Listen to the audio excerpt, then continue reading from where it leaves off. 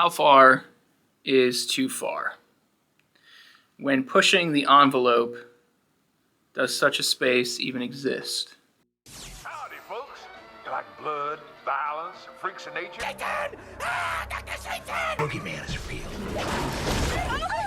And you found him. It's showtime! Please don't kill us. House of 1,000 Corpses.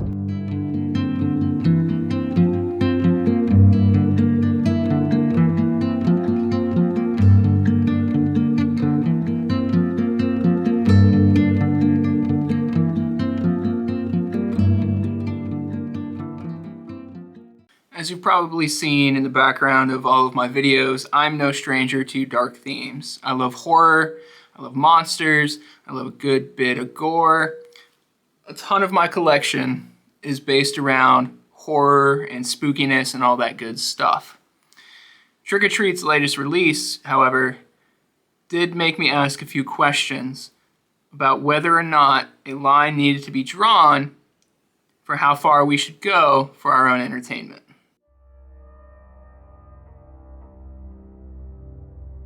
House of 1,000 Corpses has 1 to 4 players, each taking on a role of a member of the Firefly clan, a family of sadistic murderers intent on one thing and one thing only, causing as much misery and torment as possible, all while avoiding that pesky sheriff wandering around their house intent on foiling their plans. Neat, huh?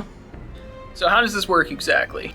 Well, each family has unique stats and a special ability that you can utilize.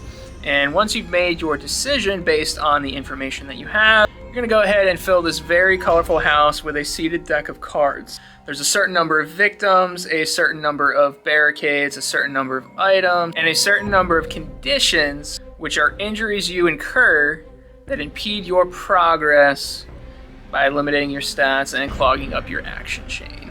Now, the action chain is the main hook of this game, no pun intended. Those that have played Monolith Conan or Batman games will feel right at home with this system, as it is very similar to the river system in those respective titles. So in short, you have 1 card for each of the 4 main actions. Each of these actions has a certain number of action cubes associated with them depending on your character stat allocation. At the start of each round, you're going to line up each of these cards at the bottom of your player board in the order that you think you're going to perform those actions in, or at least believe you're going to take those actions in that order. The first spot in the chain is free, but each other action in that chain further down the line will have an extra action cube cost associated with it, depending on where in the chain it is. Each time you perform an action, you take the respective action card and move it to the back of the line, pushing all the other cards forward into that front space, and it goes on and on and on. This is a really smart system and incredibly engaging to play around with. You're left strategizing not only which actions you're going to perform when, but also how many cubes you may want to spend on those actions, because you don't get all of them back at the end of every round. So do you play it safe, or do you go big? Maybe you have the perfect opportunity to score some points, but you'll have to perform an action out of order.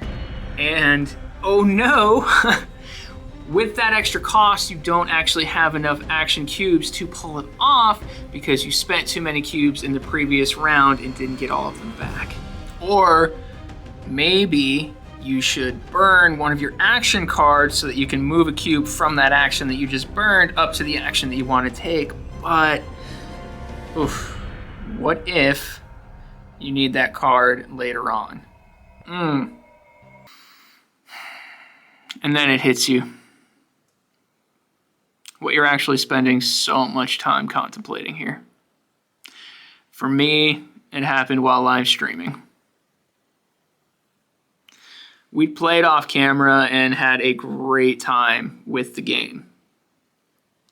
It's a lot of fun. It's a smart system, plays quick. But as we're streaming and I'm really saying out loud what it is we're doing, and showing off the graphically illustrated cards that we're collecting and the points that we're scoring and why and how we're scoring those points. It dawned on me how twisted and mean-spirited the game actually is. One of my favorite games to come out in recent memory is Terrorscape. So much so that I actually went on Etsy and got a fully 3D mansion to separate the board. It's a one versus all hidden movement game where one player plays as the killer and the rest of the players play as the survivors desperately searching the mansion for a way out. It's endlessly enjoyable trying to figure out where they're hiding as the killer and how you can snuff them out for victory. Playing as the bad guy, stomping out the good guys is nothing new in board games. But context, atmosphere, and tone are everything. What's happening in these games is usually implied or very lighthearted and almost whimsical, masked with simple dice rolls and bright artwork. House of a Thousand Corpses pulls no punches in this regard. One of your four main actions, very simply and appropriately, is kill. That's it. Not attack, not damage, not wound, kill. And what happens when you kill? Well, you gain a point, but more importantly, you get trophies that will provide bonuses to your stats, and these are much needed to win. What are these trophies? Well, I'm glad you asked. Instead of shiny, sculpted pieces of metal that we all got playing sports, how about a skinned face? How about severed fingers and feet? Harvested organs? All of which gloriously illustrated in full gory detail. No? Is that not what you wanted? Oh, I know. What about corpse tokens that you can lay all over the house, slowing down the victim's potential escape because they're too scared to move past them?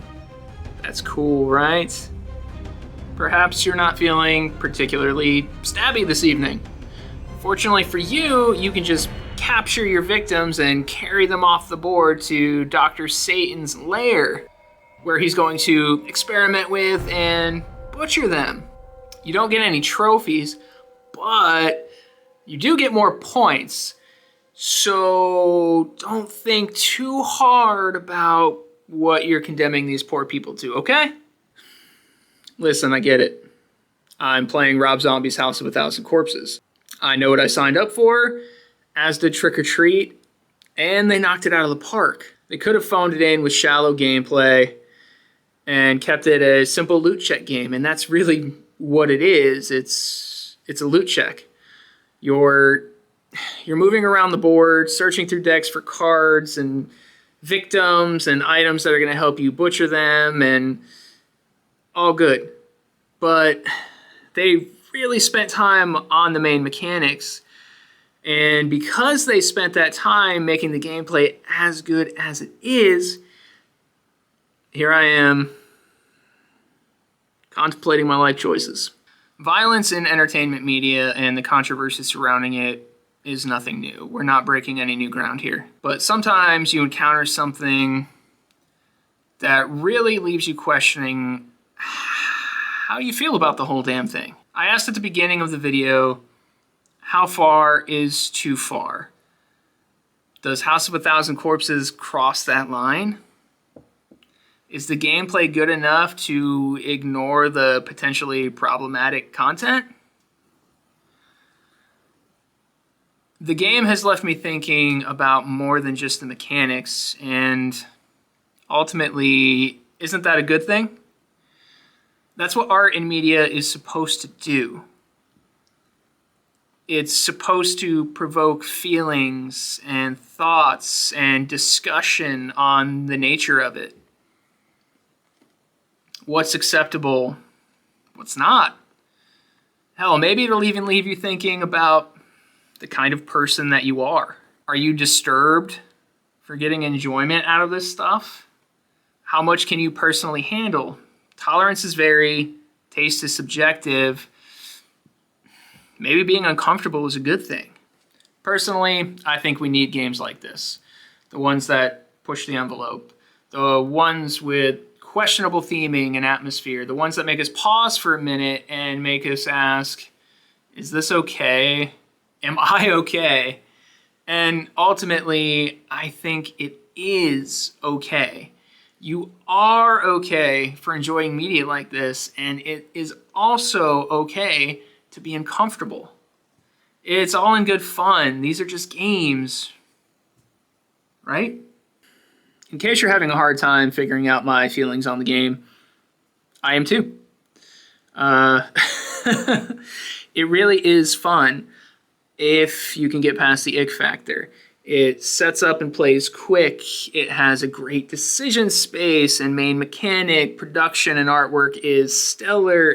And mechanically, I think it's the best that Trick or Treat has released so far in their lineup. So where do you end up on this one? Is the content, the likes of which that is contained in this game, okay? Are you able to see past your own discomfort and take things for what they are? I'd love to discuss it. Let me know down in the comments. And as always, thanks for watching, guys.